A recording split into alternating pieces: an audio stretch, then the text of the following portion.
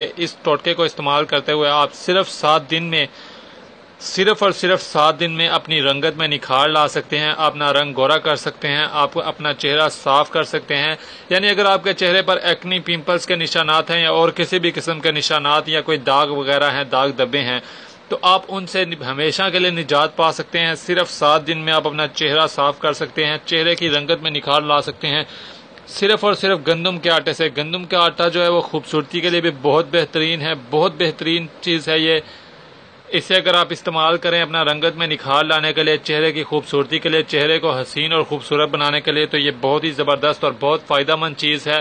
اب ہم آپ کو بتائیں گے کس طریقے سے آپ نے اس ٹوٹکے کو استعمال کرنا ہے تاکہ آپ زیادہ سے زیادہ فائدہ حاصل کر سکیں۔ ناظرین، ٹوٹکے میں یہ آٹا ہے ہمارے پاس پڑا ہوا، یہ گندم کا آٹا ہے۔